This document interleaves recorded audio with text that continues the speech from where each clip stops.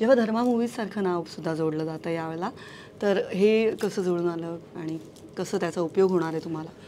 बघ, जुळून कसं आलं हे मला माहिती नाही. माझ्यासाठी गोष्ट काय, परत एक सरियल फिलिंग. कारण मी करण जोहर या फिल्म मेकरचा मी खूप मोठा फॅन आहे, खूप मोठा फॅन आहे. म्हणजे मी खूप त्यांना फॉलो करायचा प्रयत्न करतो. मी त्यांच्यासारखे टेकिंग पॅटर्न वापरायचा प्रयत्न करतो, त्या इमोशन्स काढायचा प्रयत्न करतो. की तू माझ्या प्रत्येक सिनेमामध्ये बघितलं असेल तर हिरोच्या चेहऱ्यावरनं ओढणीच जाते वगैरे, हे सगळं करून झालं माझं, तर मी डेफिनेटली फॉलोअर आहे.